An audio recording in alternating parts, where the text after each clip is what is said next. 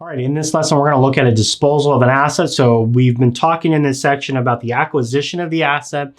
And then once we acquired it, then we need to use the asset by depreciating it over time, the cost over time. And now we're at the point where we're now about to dispose of it. Now, the example that we're going to be using in this lesson assumes that we're going to dispose of it kind of in the middle of acquiring it. So we didn't take it to life. We didn't take it to, the 10 years or the 5 years in which we had an estimated life. We're kind of disposing of it kind of in the middle of that transactional period. And so we're going to have to do some calculations around that. So this is kind of the hardest one. If you can get this, then if you take an asset to life and then you dispose of it, it becomes an easier thing. So we're going to look at that through the eyes of an example. So let's talk a little bit about disposal of a tangible asset. So when companies want to dispose of a tangible asset, we must do two things. The first thing that we need to do is we need to bring depreciation and subsequently accumulated depreciation up to date. Now we can skip this if we've already depreciated everything we needed to on that equipment. So if we buy that equipment with a useful life of 5 years, and we depreciate it over 5 years, and then we stop depreciating because we've already depreciated everything, and we've depreciated it to the point where we got to residual value on its book value, we can skip this step. Otherwise, if we haven't done that, we need to bring depreciation and accumulated depreciation up to date. Once we've done that, then in step number 2, we're going to record the disposal of the long-lived assets in our books using a journal entry. So let's look at our example prompt here. So on April 1st, Company A disposed of machine A by selling it for $20,000. On January 1, prior to the disposal, the accounts reflected the following. So we have machine A with an original cost of $76,200, residual value of $4,200. It has a 15-year life. We are in year 14. So over 13 years, we took depreciation of $62,400. So that's our accumulated depreciation. So we're getting rid of this asset about a year and a half-ish before we've completely depreciated the entire asset to its residual value. Prepare the journal entry related to the disposal of machine A on April 1st of the current year. And so now we need to do step number 1 here, which is bring depreciation and subsequently the accumulated depreciation up to date. So to do that, we need to calculate depreciation. So this is a straight line basis. We know that because here in the chart it says straight line. So we're going to calculate straight line basis and we're going to calculate per year, but then we're going to need to convert it based on months because we did get rid of this on April, not at the end of December. So cost here was $76,200. My residual value is $4,200.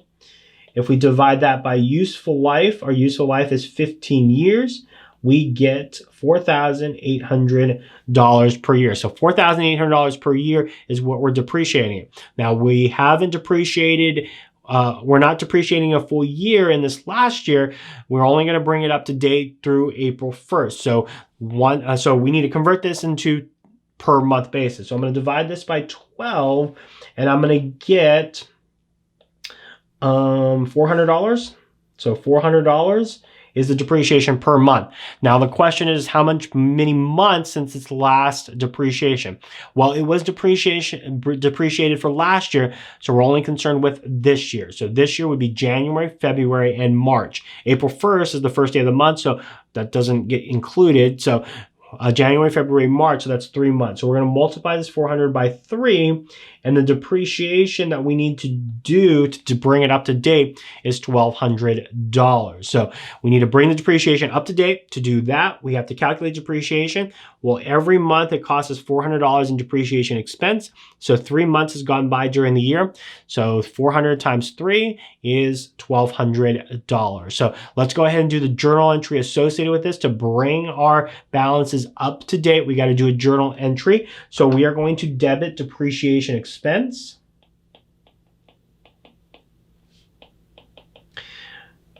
for $1,200 and credit accumulated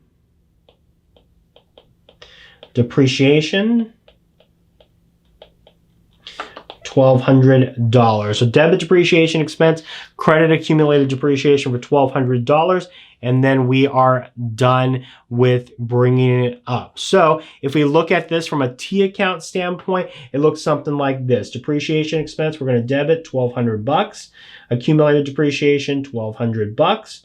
And our accumulated depreciation now goes to $65,400. Our depreciation expense is $1,200, and our asset is $76,200. So that's what it will look like to bring everything up to date. So now that we're up to date, we can then calculate the loss or the gain on the sale of the equipment, as well as booking the entry related to the sale of that equipment and the disposal of it from our books. So we want to get rid of it off our books. The way that we do that is doing a journal entry. So we're going to record the disposal of the long-lived assets. So one of the things that we have to figure out is we did sell it for an X price, but we also have it in our book at an X amount.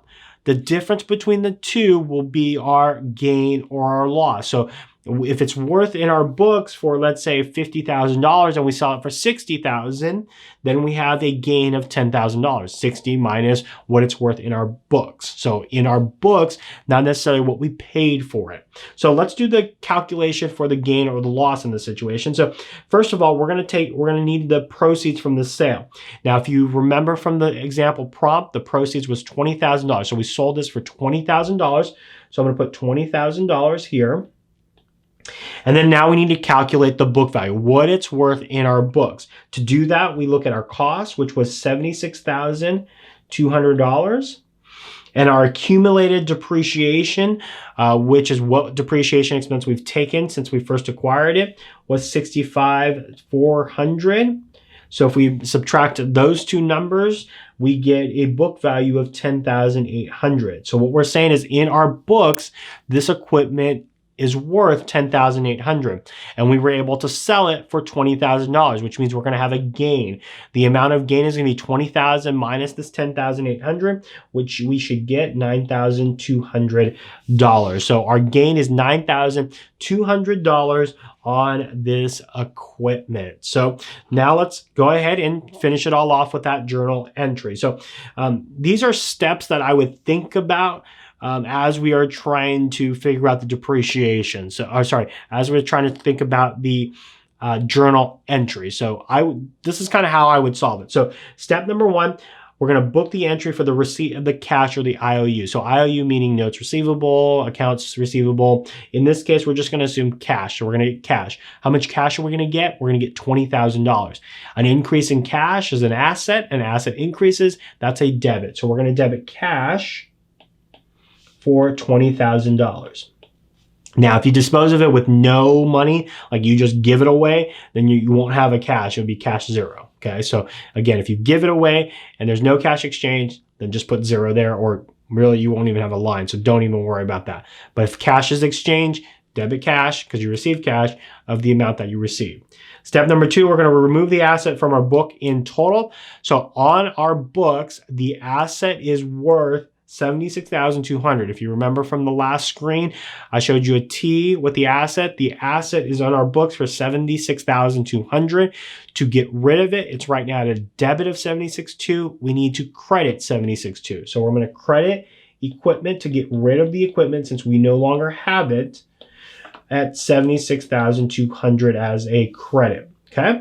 Step number three, we're going to remove the associated accumulated depreciation. Since we're getting rid of the asset, the accumulated depreciation has to go as well. It's currently in our books as a credit for $65,400. That's what the T was showing. So we are going to debit it to zero that out. So we're going to debit accumulated depreciation for the equipment